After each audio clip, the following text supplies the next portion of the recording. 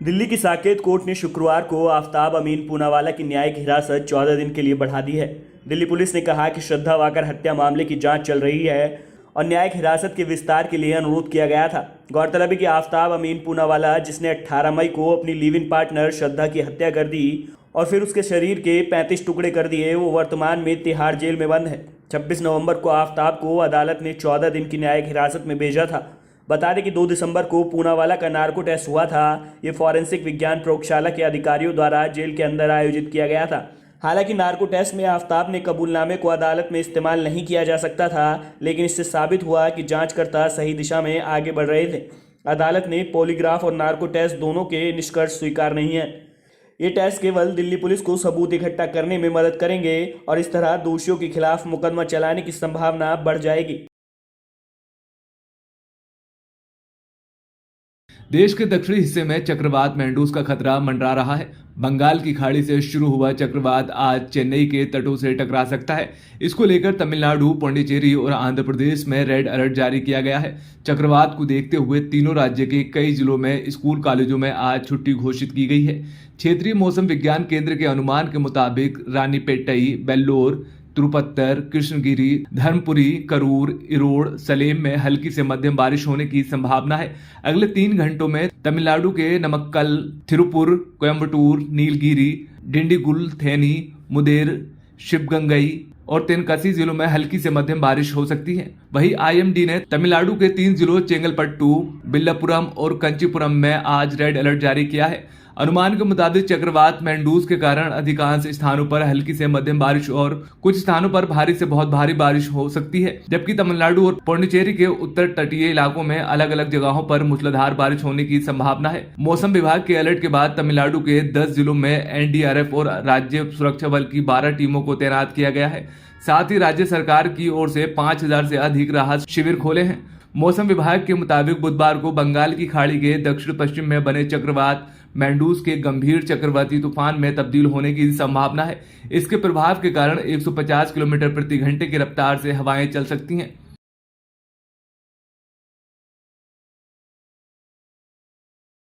राष्ट्रीय स्वयंसेवक संघ यानी आरएसएस ने गुरुवार को राष्ट्र पहले सिद्धांत पर जोर देते हुए दुनिया में बड़ी भूमिका निभाने के लिए भारत को दी गई G20 अध्यक्षता की सराहना की है।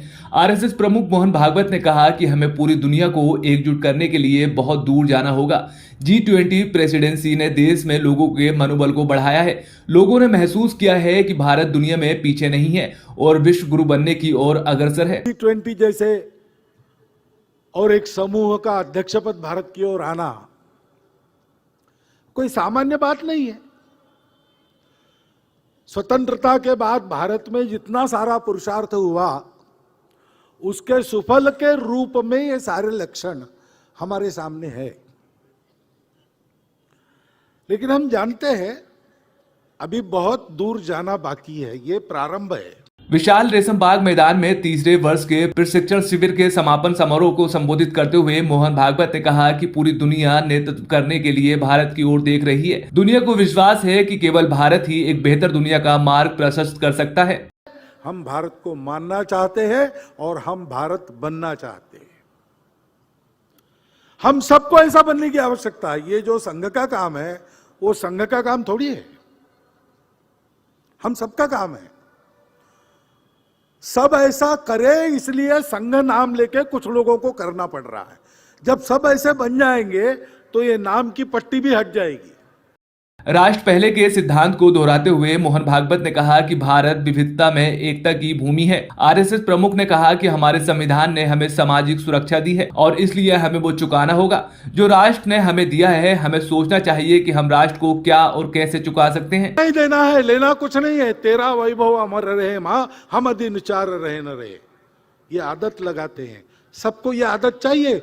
अपने देश को ऐसा बनाना है तो लगातार परिश्रम करने पड़ेंगे। कुछ दिन ये भूलना पड़ेगा कि मेरा देश मुझे क्या देता है। वर्षों तक, दशकों तक प्रयास करने पड़ेंगे। मैं अपने देश को कितना दे सकता हूं, तन समर्पित, मन समर्पित और यह जीवन समर्पित चाहता हूं। देश की धरती तुझे कुछ और भी दूं, इस वृत्ति से जीवन जीना पड़ेगा।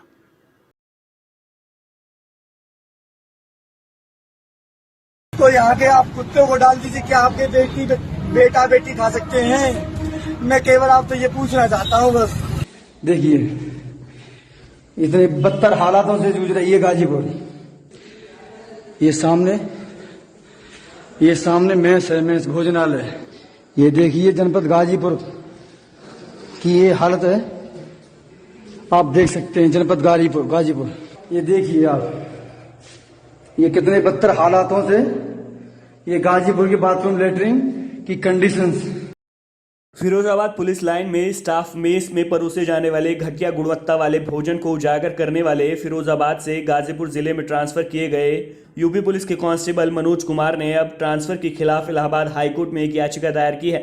इलाहाबाद हाईकोर्ट ने मामले में पक्षकार बनाए गए राज्य सरकार और यूपी पुलिस से जवाब मांगा है और प्रतिवादियों को 4 हफ्ते के अंदर जवाब देने के निर्देश दिए हैं। गाजीपुर में ड्यूटी ज्वाइन करने वाले कांस्टेबल ने आरोप लगाया कि पुलिसकर्मियों को परोसे जा रहे घटिया भोजन के मुद्दे को उजागर करने के लिए उनका ट्रांसफर एक स्पष्ट सजा के रूप में किया गया है। हालांकि 20 सितंबर को डीजीपी के कार्यालय द्वारा जारी आदेश में तबादले का कोई कारण नहीं बताया गया। इसी बीच उन्होंने अपने माता पिता की खराब तबीयत का हवाला देते हुए वरिष्ठ अधिकारियों से अपने तबादले के आदेश को रद्द करने की अपील की थी। गौरतलब है कि इससे पहले कांस्टेबल को लंबी छुट्टी पर भेज दिया गया था, जब उसकी आंखों में आंसू के साथ पुलिस लाइन के बाहर उसकी दुर्दशा को उजागर करने वाले वीडियो और मैस में परोसे गए भोजन की थाली वायरल हो गई थी। इसके बाद एसएसपी आशीष तिवारी ने पूरे मामले की जांच के आदेश दिए थे।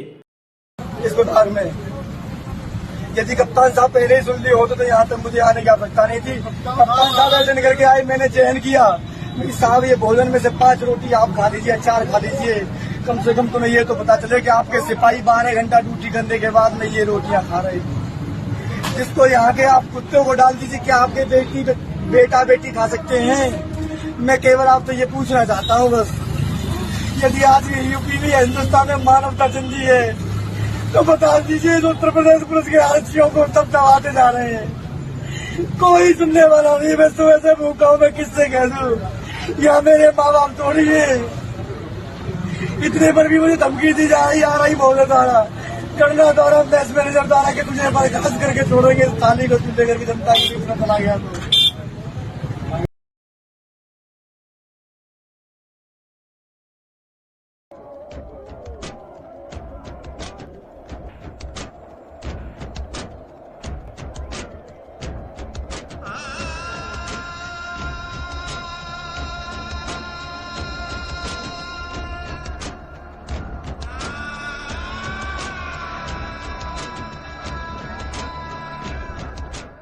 All India Muslim personal law board ने कहा है कि वो बाबरी मस्जिद विध्वंस मामले में आरोपियों को बरी किए जाने के फैसले को सुप्रीम कोर्ट में चुनौती देगा। गौरतलब है कि सीबीआई की एक विशेष अदालत ने साल 2020 में बाबरी मस्जिद विध्वंस मामले में 32 आरोपियों को बरी कर दिया था। आरोपियों में पूर्व उप प्रधानमंत्री लाल कृष्ण आडवाणी, मुरली मनोहर जोशी, उमा भारती और उत्तर प्रदेश के पूर्व मुख्यमंत्री कल्याण सिंह और बीजेपी के शीर्ष नेता शामिल थे। दरअसल 6 दिसंबर 1992 को हजारों हिंदू कारसेवकों ने अयोध्या में बाबरी मस्जिद को शहीद कर दिया।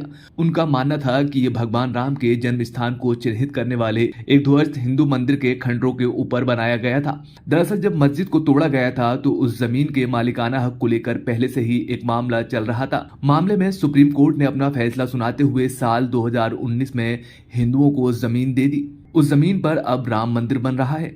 वहीं इस साल की शुरुआत में अयोध्या के 2 निवासी हाजी महबूब और सैयद अखलाक ने इलाहाबाद हाई कोर्ट के समक्ष एक रिवीजन पिटीशन दायर की थी।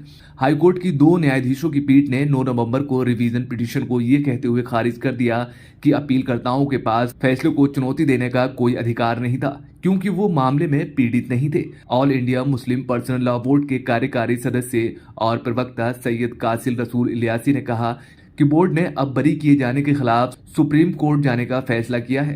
कासिल रसूल ने आगे कहा कि हम निश्चित रूप से सुप्रीम कोर्ट का दरवाजा खटखटाने जा रहे हैं, क्योंकि अयोध्या के फैसले में शीर्ष अदालत ने खुद स्वीकार किया है कि बाबरी मस्जिद विध्वंस एक आपराधिक कृत्य था। ऐसे ऐतिहासिक अयोध्या फैसला सुनाने वाली सुप्रीम कोर्ट की 5 जजों की बेंच ने बाबरी मस्जिद विध्वंस को कानून के शासन पर गंभीर उल्लंघन करार दिया था और आरोपी अभी भी कानून की पहुंच से बाहर हैं। साथ ही कासिर रसूल ने कहा कि अपीलकर्ता हाजी महबूब और सैयद अखलाक सीबीआई के गवाह थे और उनके घरों पर 6 दिसंबर 1992 को हमला किया गया था और अभियुक्तों द्वारा इकट्ठा की गई भीड़ द्वारा जला दिया गया था। उन्होंने कहा कि महबूब और अखलाक बाबरी मस्जिद के पास ही रहते थे। Subscribe now and press the bell icon. Never miss an update.